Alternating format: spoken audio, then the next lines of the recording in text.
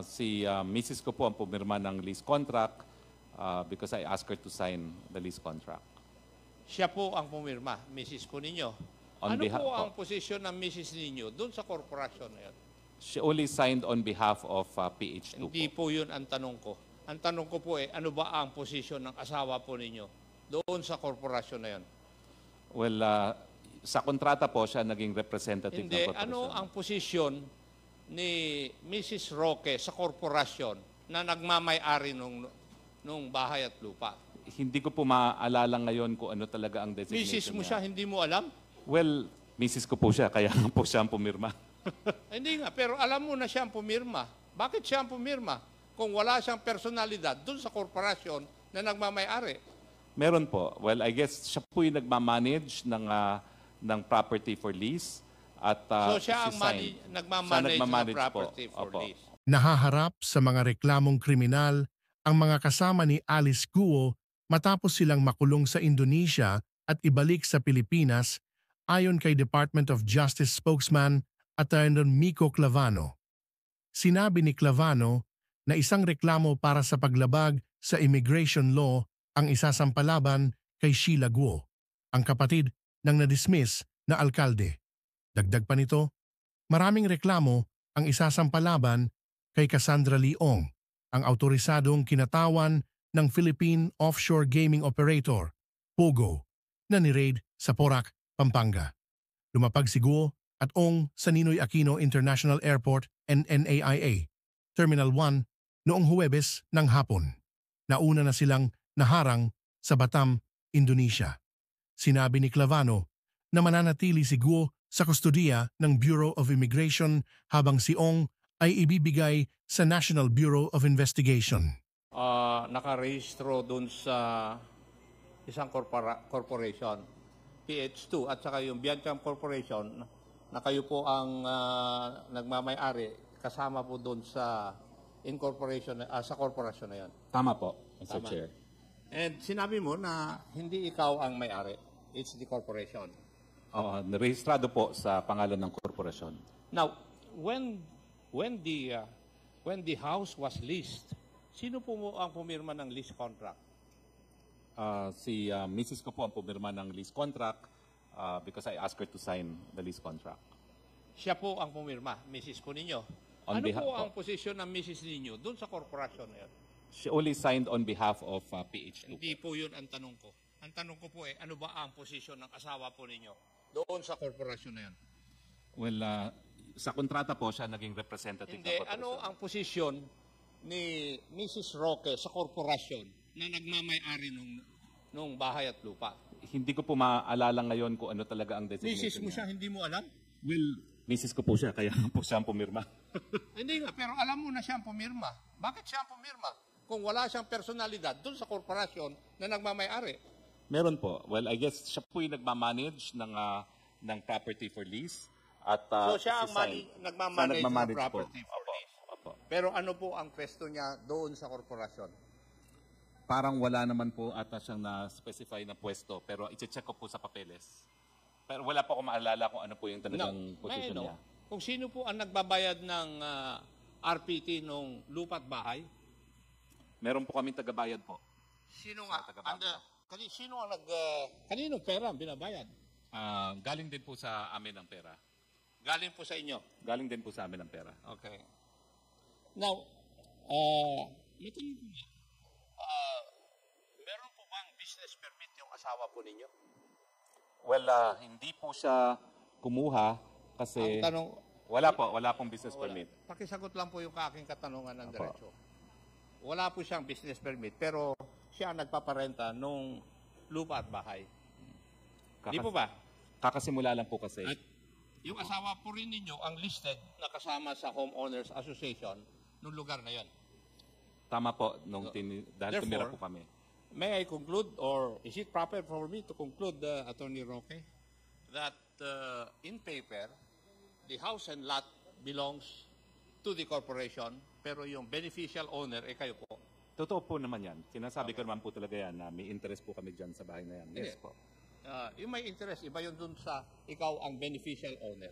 Totoo naman Kasi po. kayo po ang may control sa lahat kasi doon sa mga sagot nyo yung aking katanungan, although the property is registered under the corporation, kayo po ang may control. At yung sino ang may control, siya ang tunay na may-ari ng lupa at bahay. Well, Di ba ba? well, beneficial owner po. Totoo naman po yan. O the ibang registered owner. Totoo po. Totoo po. For the last portion, Mr. Chair, may I ask Ronaldin, ako po yung nagtanong sa iyo nung mga nakarang hearing kung sino po yung gumawa at nagpapirma nung lease agreement. Di ba? Yes po, Mr. Chair. Pinakita ko sa iyo yung sublease agreement at sinabi mo na pirma mo ngayon. At tinanong ko rin sa iyo kung sino po ang gumawa ng mga sublease agreement na yon. At ang sinabi mo, si Attorney Medina. Tama? Nasa records of the, or minutes of the hearing yun. Yes po, Mr. Chair. Now, paano mo nasabi na si Attorney Medina ang gumawa ng mga dokumento na yun? Kaya ko po nasabi na kay Attorney Medina po yung mga dokumento nang galing kasi po, doon po ako nagbe-base kasi doon ako laging nagpipirma po dun sa logbook po nila, Mr. Chair. Pakiulit yung huli. Kaya ko po nasabi na si Attorney Medina po yung gumagawa ng mga dokumento dahil doon po ako nagbe-base kung saan, sa law firm po kasi nila ako nagpipirma, yung sa logbook po. Kaya po nasabi ko na siya po yung may gawa, Mr. Chair. Now, before I ask you a question, Attorney Medina, okay ka na ba? Kasi I heard mataas ka din ang blood pressure mo. Yes, Your Honor. And I'd like to thank the medical staff of the House of Representatives for taking care of me. Medyo nahihilo pa rin ako ng konti, Your Honor. Pero, so at your own risk, you will answer the questions that I'm going to ask you. Are you okay? Kasi baka sisihin ako ng pamilya mo kung sakali matumba ka dyan. di naman siguro, Your Honor. I'll just say, Your Honor, kung medyo hindi na po ako Okay, that's on record. I just want to be safe. Narinig po nyo yung sagot sa aking mga katanungan ni Madam Baterna. Is that true? Your Honor, if we are, because last hearing, Your Honor. Tinatanong ko lang po kayo, abogado po kayo. Yes, Your Honor. Yung tanong ko po is answerable by yes or no. Is Yes, that Your true? Honor. Yes. Yes. So kayo po ang gumagawa. No, Your Honor, on the contract of lease. On the contract of lease. The question earlier, Your Honor, was Yung very sublease specific. contract yun. Yes, Your Honor. On the Kayo ang sublease. gumagawa. Yes, Your Honor, on the request of Whirlwind Corporation. Sino sa Whirlwind Corporation ang nagsasabi sa inyo? I-prepare nyo yung dokumento na yun. Your Honor, if you're referring to Tinatanong ko po, sino ang gumagawa o nag-utos sa'yo na gawin mo yung mga dokumento na yon? First, Your Honor, for Whirlwind Corporation, it was Stephanie Mascareñas. Sino po sa Whirlwind? Stephanie Mascareñas, Your Honor, who's here, Your Honor. Teka, dalawa po yung sublease agreement na yun. Yes, Your Honor. The first one, Your Honor, that's why I said first, Your Honor. The second one was requested by Catherine Cassandra L. Ong, Your Honor. So, yung first, si Stephanie. Yes, Your Honor. Yung pangalawang sublease agreement, yung si Cassie Ong na. Yes, Your Honor. Catherine Cassandra L. Ong. Sila ang nag-utos po sa inyo. They requested us, Your Honor, to make the legal document for the lease. So, in this case, si Stephanie mismo ang kumausap sa inyo o nag-contract na services ninyo at saka doon sa isang sublease agreement ay si Cassie Ong na. Cassie Ong, Your Honor, as representative of Whirlwind Corporation. Now, Madam Macarenas, totoo po ba yun na kayo ang kumausap sa law office nila? Initially po. Ha? Initially po. Utos lang din po kasi ni Mr. Wu yun. Kasi ang balak yata nilang i-purchase yung land ni Mr. Cruz. Tapos, parang mas mabilis kasi yung mag-lease muna. So, we proceeded with the lease contract na pinasuyo ko po kay Attorney Medina. So, totoo lahat yun? Yes po. Pero yung ni-request po ni Miss Catherine Cassandra, no, hindi ko na po sure yun kung alam ko pa yun. Kasi siya na po yung humawak. Ronaldin, doon sa isang sublease agreement, ikaw ang pumirma with Cassie Ong, di ba? Yes po, Mr. Chair. So, sila rin ang gumawa. Pero, yung, parang bang nirepresent mo yung sarili mo na parang ikaw ang pinuno o na nangunguna doon sa Lucky South 99. Tama? Yes po, Mr. Chair. Ikaw ba talaga ang big boss doon? Hindi po, Mr. Chair. Eh, sino? Si Miss Cassandra Ong po yung pagkakaalam ko, Mr. Chair. Dahil siya lang po yung nakikita ko at nakakausap ko po. Eh, bakit ka pumirma? Hindi naman pala ikaw ang boss. Mr. Cassandra Ong po. Ano po? Ginamit lang po kasi yung pangalan ko, Mr. Chair. Ginamit Kinuhanan lang lang yung po ako pangalan ng ninyo. ID. Bakit kaya hindi yung pangalan niya ginamit? Eh, Pilipina naman siya talaga. Hindi ko po alam, Mr. Chair. Thank you. Thank you, Attorney Medina. I hope you're okay. Thank you, Your Honor. Thank you. Mr. Chair, I would like to address Attorney Roque. Attorney Roque, Yes, active pa ba Your kayo dun sa First Bataan Holdings? Well, sa ngayon po ay hindi. Kasi nga po na nagkaroon ng violent reaction yung aking misis because of that false report that appeared in Billionario. And she really wanted out of First Bataan. Ang problema nga lang po, hindi naman ganun kadali umalis. So, pinabayaan ko na muna po ang First Bataan dito sa aking kapartner, knowing na malinaw naman po kung magkano yung investment namin at saka na lang aayusin yan. Yung investment nyo dun sa First Bataan Holdings ay 95M given in 3 tranches. Opo. 32.5, 32.5, and 30, right? Opo, opo. Tama? Opo. So, ano na po ang nangyari dun sa 95M nyo kung wala na po kayo dun sa First Well, Bataan Holdings? Mr. Chair, nasa lupa naman po yan.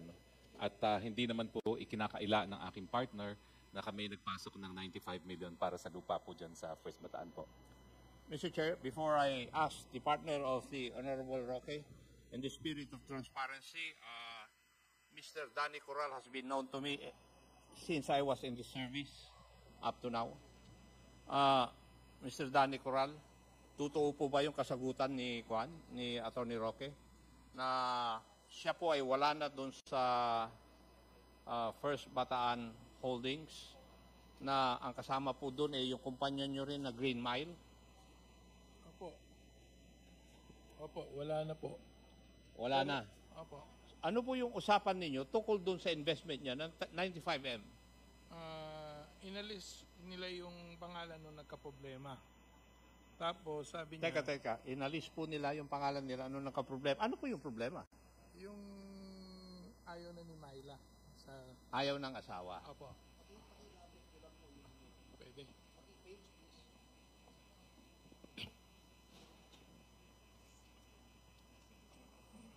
So, ngayon, yung lupa na yon na 300 plus, di ba? Opo. Hectares. Opo, Your Honor. Yung Green Mile na ang nagsusolong may-ari.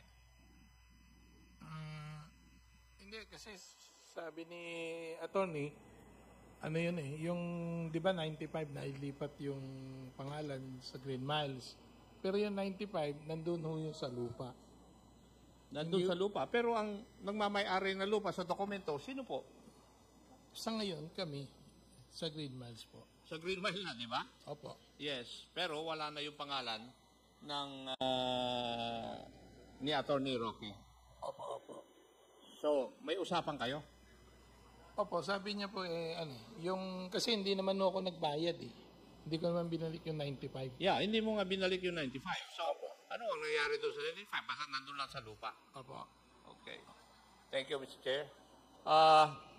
Attorney Roque, doon po tayo sa bahay doon sa Baguio. Opo.